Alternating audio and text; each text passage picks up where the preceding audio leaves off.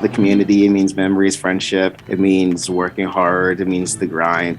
It's just such a beautiful game and it's given me so much and I'm so very thankful for it and all the relationships and memories that it's given me and all the opportunities that it's opened up.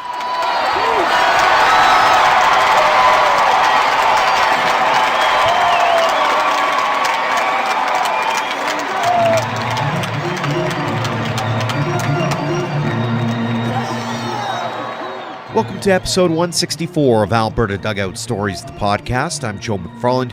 Luxon Glor has been named an All-American multiple times. He's broken school and conference records at the University of UMary and has been named a Conference Athlete of the Year. And he did it all in track, despite originally wanting to do it all in baseball. The Haiti-born and Winnipeg-raised speedster was an accomplished multi-sport athlete before Les McTavish brought him into the Vauxhall Academy of Baseball, where he continued to shine during the 2014-2015 seasons. An eye injury made the game he loved a little more difficult as he headed to UMary, so he changed his focus after a year and ended up finding a new passion. Now, the 24-year-old is chasing an Olympic dream while also attending law school in New York. Glor has quite the story to tell, and he joined us recently to talk all about it. Luxon, thanks so much for joining us here on the podcast. Yeah, absolutely. Thanks for having me. You've had quite the journey in both sports and in life, and I wanted to start on the life side first. You're originally from Haiti, but ended up in an orphanage, and you were eventually adopted and brought to Canada. Tell us a little bit more about that story. So I was, like you said, I was originally born in Haiti, and it was actually my aunt and uncle who first came to Haiti, and my parents had been trying to have children of their own for a while, and then when my aunt and uncle saw me there in Haiti, they kind of hit my parents up and like, there's this adorable kid here. You absolutely have to come and get him. And of course, as soon as parents saw a picture of me, that was that. So then they came and they saw my younger brother, who not by birth brother, but adopted brother in the orphanage there too, and said that he was cute enough to take with us as well. And they ended up bringing us both back home to Winnipeg, and that was kind of that story there. But no, it's definitely a very, very beautiful story. A lot of people along the way who helped me get out of that. A lot of people I'm very thankful for. Talk a little bit about that, because the old saying goes, it takes a community to raise a child, and here you are with not only yourself, but also a younger adopted brother who gets to go along and move to a new country. And as I've seen in one of your bios, you call it the best country in the world. I mean, you're obviously very thankful for the opportunities that have come your way. Oh no, I'm definitely very blessed, and like you said, it takes a community. And no, actually, it's funny because there's this missionary family who I used to live with for a while too, and they actually wrote a book about it. And even just reading that book kind of brought a little bit more light about it, kind of my own backstory about it. So it's like nice to read that. But even just reading that, all the different people they have, even just from them getting there, from my aunt and uncle to getting there, from people taking care of me in the villages, on the boats, in the orphanage, all the way from birth to making it out to Winnipeg. It's absolutely amazing, all the people who have been there along the way for me. Tell us a little bit about your childhood and growing up in Winnipeg. Oh yeah, absolutely. So I had a great time growing up in Winnipeg, as much as you can in the freezing tundra of Canada. But no, I grew up with my younger brother, and kind of like any other sibling, we had our rivalries growing up, but we've definitely become close over the last couple of years. But we, from day one, kind of really got into baseball. We had a whole thing in our front yard. We had this big sheets of kind of plywood in the back to protect the window that our dad put up because he decided he didn't want us breaking the glass. And we would just kind of swing in the front yard, just playing baseball all day. And we used to be referred to as a house as, oh, you're the ones where the kids are playing baseball all the time. So we used to have friends over, have tournaments and everything. But no, just from growing up there, moved around a couple of times, but throughout it all, it's kind of always had a great time, have some great friends, great community.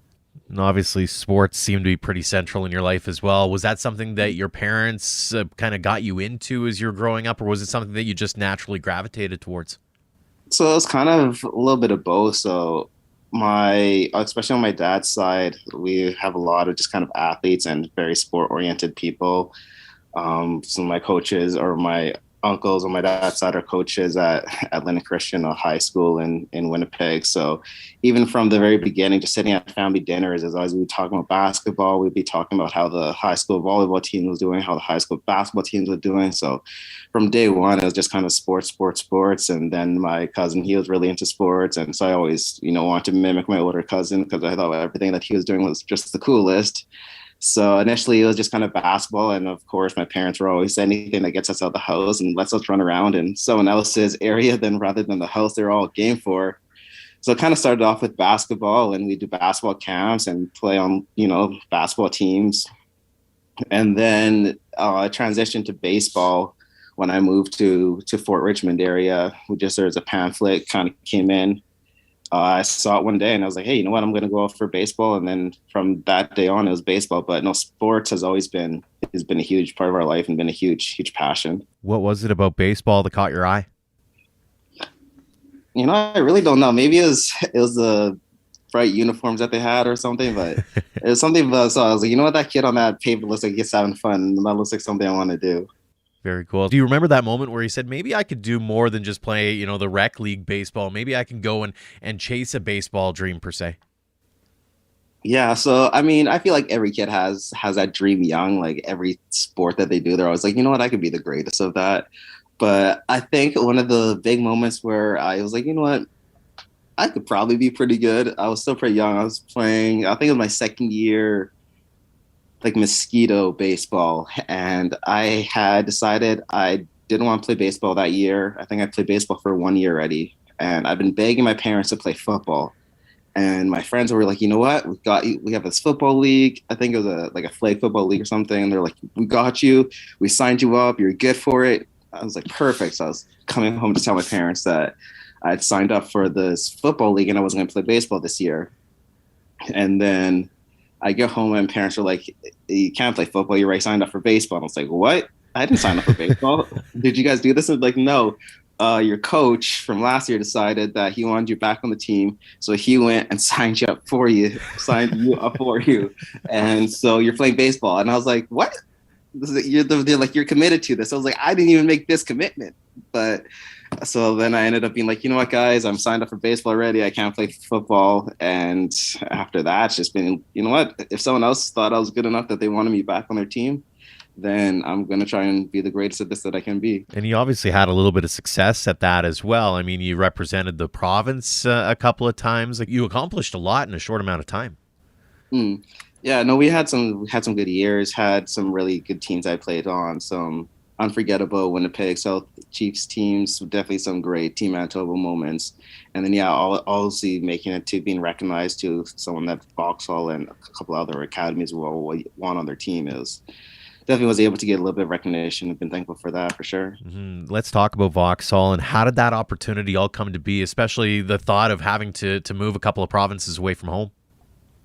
So the one who really opened the door to Vauxhall for me, I'd say, would be Ben Onishko. He was a good friend and a good teammate of mine for a couple of years.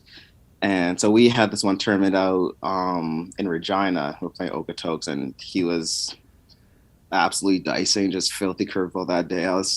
I think I was playing center field, and that was the most bored I've ever been in a baseball game, probably in center field. But the boys were absolutely loving it, just watching him go through one of these teams. And it's kind of one of those ones where, you see it on the schedule, and everyone's like, this is Okotoks team, they're this academy, they're really good. So from day one, we just want to go out and beat them. But that brought the attention of Les. And then from there, I guess he got to see me a couple of times play after that.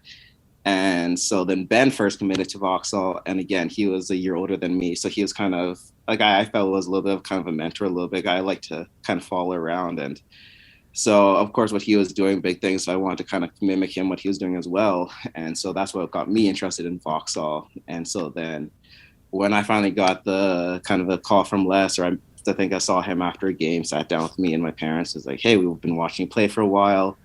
And we've heard good things. We've heard good things from your coaches, from teammates, and we think it'd be something that we'd like to be in a part of our program. And so I asked if I'd be interested. And so I said, absolutely. I went down there for a visit and got to do like a little workout with Les and some of the other coaches, got to tour the facilities, hang out with some of the guys who were there already. And from there, I was just like, you know, this is a place that I can see myself going to, and I thought that'd be a great place for me to kind of become a better baseball player. What did that program mean to you as you look back on it, not just as a baseball player, but also as a human being? Yeah, so I think that was one of the things that really led me to Vauxhall because there's a couple other academies I was looking at, but the stories that I heard from some of the other guys of the ones who went to Vauxhall, it's kind of like just the one team, and it's just such a community, such a family, and I know even just leaving there, there's so many people there who I'm still like close with to this day. And I just think it was an unbelievable experience. Just again, like obviously as a baseball player, it's great being part of this wonderful team to get to tour the country and go down to the States and play in these great tournaments. But also just kind of the relationships that you build there, not just even with your players, but with just people in the community, with whether it's your classmates, teachers, like I know even on Instagram, I'll still post something and other people from the community will comment on it, like, hey, good job, Luxon. We love to see that you're doing well. So it's just those things, those memories and those relationships that last forever for sure. You mentioned Ben, but there's been a few others that rolled through that same program and went on to NCAA or went on NAIA, that kind of thing. Talk about your reaction when you see these kids that you grew up with all of a sudden doing pretty well on the national and international baseball stages. Oh, I absolutely love it. There's nothing better than see. I go on my Twitter constantly just to see who's doing what. Kind of, I was following like former roommates like Ty Scott winning kind of awards out there and doing whatever he's doing in Missouri. So following things like that, seeing other people getting drafted and just doing well. It's like there's nothing that makes you a little more excited than getting on Twitter, getting on social media, and seeing, you know what, this Vauxhall prospect's now rated number 5 in the Mariners development program. Whoever has just hit 3 home runs for whatever school, like it just gets me fired off. So I have to do that. Call some of the guys and just congratulate them on whatever they're doing. So very cool. Looking back on that program as well, you did face some adversity through that, and it involved an eye injury. Walk us through the injury itself, how it all happened, and sort of the rehab coming out of it. Yeah, so that was definitely a tough time. It was pretty close to the end of our season. So, and this was when I was getting ready to go down to the States, and I still didn't have anything signed. I had a few schools I was in conversations with, but nothing in ink. And I can't even remember who we were actually playing, but it was one of those games. It was night, kind of, I think it might have been a night game, but it was terrible weather. Fly ball comes down, just lost it in the sky. All I remember is I hear a crack and our shortstop's running out, Ty Scott, and all I hear is the crack and then him just go, "Oh shoot." He said it's a little more colorfully, but and then yeah, then a little bit later I just remember Les kind of over me telling me not to get up, and he's kind of being like, "It's right, just lay down here. We got the ambulance coming on." And so I got loaded in the ambulance and they took me to, I think it was Tabor. I think that was the nearest hospital at the time. And they were talking about airlifting me out to Calgary and deciding whether they're going to give me surgery or not. And I remember the worst part of this whole time is that they weren't sure if they were going to do surgery, so they wouldn't give me any water. And so I was pissed off. And they're like, "What do you need? Are you okay?" And I was like, "No, I told you 7 times I need water." And they're like, "We got this cotton ball that we dabbed in water, and this is the best we can do." And I was like, "No, like make up your mind. Either operate on me or let me do something." So I can't remember exactly how long it was, but eventually they drove me from, I think it was Tabor all the way up to Calgary, and I was able to get surgery. And then I had some relatives who lived in Calgary area and Okotoks area, so I was able to kind of stay with them. My parents came up and hung out with me there for a while too. But I just remember then too all the tremendous support that I got from all the guys. Like I didn't even have my phone on me, but is when I got back, because we were playing, so I left it in our dorm. So when I got back, plugged it in, all these texts were suddenly coming through, all the support. So all that was amazing. But I was on concussion protocol, so I had to be separated from everyone else in the dorms. And for when I did come out, I had to have an eye patch because my eye was so super sensitive to light. So it was kind of cool because as like as much as like I'm trying to mope about it, the guys won't let me kind of live it down. It's kind of like you come out and they're like, "Oh, come on now, I can't believe you missed a fly ball." And then I got an eye patch on. They're still making kind of like pirate jokes, but I know coming out of that, it was hard for me because I'm not someone who likes to take time off, and I kind of, first of all, like hate a mistake causing an injury kind of thing, but I also then felt like I had so much more that I had to go out and improve right away. So I know like 2 days afterwards I came out, the boys are practicing, and first of all, I'm not even supposed to be out of my room because of concussion protocol, but yeah, their lessons throwing BP. So I come out, grab bats, tell him I'm gonna swing next. He's like, "You sure?" He's like, "Yeah, I got this." He's like, "All right, we'll let you get in there." And I think the first one that he threw, I probably missed the ball by 20 feet, maybe. Like, wasn't even close. And so I refused to get out of the cage. So I at least made a little bit of contact. So I think I was able to kind of like foul one off the very end of the bat, kind of thing. But and after that, it was kind of very, very upsetting moment, kind of realizing, first of all, it's going to be very hard to get back into baseball. And then two, even if you're able to do it, it might not be the same. So it's kind of figuring out, coming to terms with that while also trying to figure out where I was going to go to school, because that was kind of the whole thing. And I felt like that was something taken away from me. And so that was kind of the little bit of bright spot. And then when I had track as a backup, so I was like, you know what, I'm going to do baseball, and worst comes to worst, I'm on the track team now here too as well, so I can be able to make that transition if I need to. Mm-hmm. What did you learn about yourself through that process, and especially with that hindsight being 2020 piece, being able to kind of come to grips with things, but also being able to take the positives maybe out of it to maybe fuel that fire in your belly? I think the biggest thing that I learned about that was just my resilience and ability to kind of bounce back and kind of get up off kind of an injury, off when you're feeling down. So I mean, there's a lot of people who could have said, you know what, this is it, this is over. Like I can just go back, start my regular life. But this is something I'd worked so hard for, and I decided that this wasn't going to how it was going to end, and I wanted to make it work for as long as I could. And so I decided I wanted to make it end on my own terms, and that was something that I felt like I was able to get out of that process, and I felt like I wasn't able to give up on it just because of the injury, and that the injury in the end wasn't the defining factor in me not playing baseball anymore. And not only that, but you also turned it into a massive positive, it feels like, because you transitioned into the track game really, really well. You mentioned UMary and what you had some successes there, obviously. Talk a little bit about that transition and having, I don't want to call it a chip on a shoulder, but certainly have that extra motivation to make sure that you get to do things, as you said, on your terms. Yeah. So it was it was a pretty smooth transition, I would say. So that first year I redshirted for baseball, and had most of my money coming from track, because track and baseball said they're going to split it. But I think track was paying all, if not most, of my first year.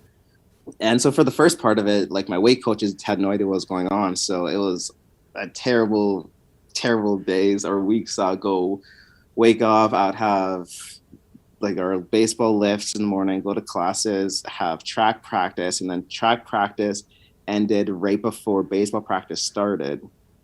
So then I go to baseball practice, and then I'd make it back up times for my track lift. And then one of the days, one of our weight coaches at the time was like, "Wait a minute, I've seen you in here twice, like 3 times this week. Like, what's going on?" I was like, "Oh yeah, I'm looking for baseball and track." He's like, "That's a terrible idea. We should have you lifting twice a week. We can, or twice every day. Like, we can just optimize your lifting plan for both." But so it was very hectic at the beginning. But once I kind of found my groove, once I kind of got on the same schedule with both the coaches, it turned into, it would be long days, but it was at least fluid. So then I'll just do my one lift, which is mostly a track lift. And then I'll do track practice, and then literally just run across the field and do baseball practice. But then the baseball coaches wouldn't make me do the conditioning, which was usually the first part of baseball practice. So I kind of be able to recover for a little bit. But no, the track coaches, they took me in pretty well. There was a little bit of fighting back and forth a little bit initially when I wanted to do some baseball stuff, and track had the money. So they're like, "No, you're redshirting for baseball, but you're not for us this year. So we get a little bit more control." But yeah, no, the first year, honestly, I was kind of more just going through the motions with the track. I was like, you know what, I ride this out for a year until I can show what I can do on the baseball field again. And I'll just kind of, do what the coaches tell me. But once you get in again, like, that kind of competitor spirit, the first time you step on the track and someone, we're doing like a warm-up jog, someone goes a little bit faster, then you're like, can't let that happen. So as much as I tried like kind of coasting through it, as soon as we started getting to competing, that the competition part of it just started taking over. And I was like, now I'm out here. I want to be as good as I can be. And so then I started trying a little bit to kind of compete, especially when you have these trips. Like we had like a California trip if you did so well and you want to go to national, you want to be an All-American. And so as much as I wanted to do baseball, I was like, as long as I'm out here on the track, let's just work with it. And none of the coaches treated me like I had to be cared for because I was doing two sports. They treated me like any other track athlete. And if I got injuries, they called me a baby and told me I should be doing better in the strength of doing more stretching. If I did well, they congratulated me. If I was doing bad, they told me I was doing terrible. So it was a smooth transition, and I enjoyed it. But then after year two is when it changed, and that's when it became all track after I quit baseball. And not only track, but you also seem to be pretty fond of the academic piece as well. You've been a student and a good student, business admin. You also are in law now. You just seem to be someone who soaks up in those opportunities to learn and to grow. Yeah, no, I think I just see everything as a challenge, and I just want to always strive to be the best and push myself to be the best. And so that means whatever challenge is out there, I want to conquer it. So, and so I think that just kind of carries over to whether it's on the track, whether it's on the baseball field, or whether it's in the classroom. Like everything that I see is just like another competition, another challenge, another tournament.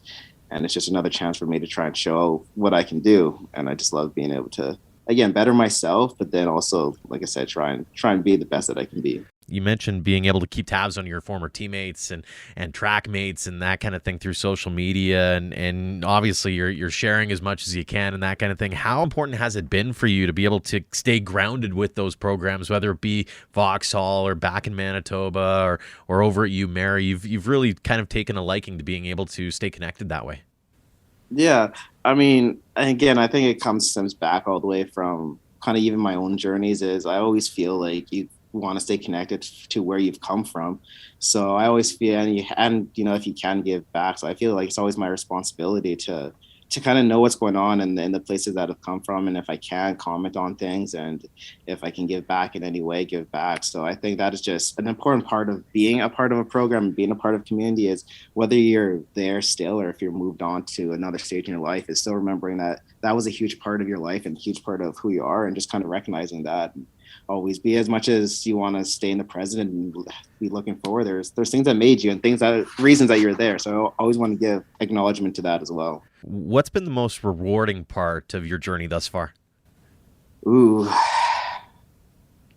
one of the probably most rewarding parts is honestly, there was a really good friend of mine in Winnipeg. She was on the track team.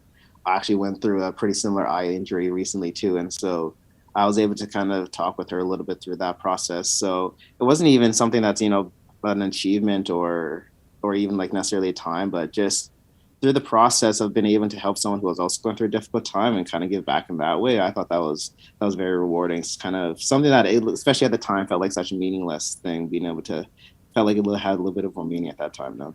All the accomplishments, all the accolades, that kind of thing. What are you most proud of from what you've been able to accomplish to this point?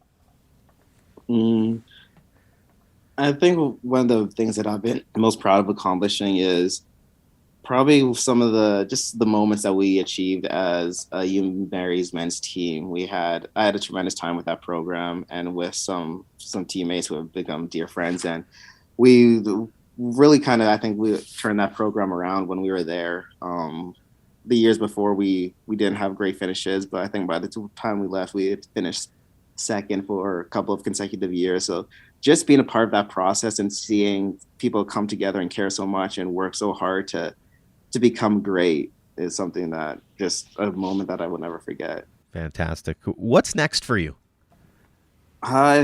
So many things could be next. We're about to see, but I'm still doing track. Had a couple, last year wasn't the greatest year, but we're working on hopefully having a bounce back year. So we're still working on the dream of hopefully someday becoming an Olympian.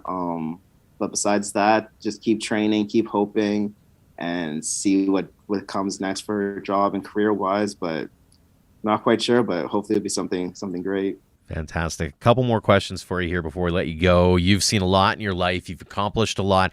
You've also probably had those athletes who've come by to offer pieces of advice or wisdom while you've been on your journey, especially early on. Now that you have a little bit of experience under your belt, what advice would you pass along to that 13 or 14 or 15-year-old kid who's just starting out on their own journey, whether it's in baseball, in track, or any other sport? If you're passionate about something, just do it all the way. Like, you gotta always give it your hardest, give it the most. Like, you never know when something's gonna be your last moment, be your last game.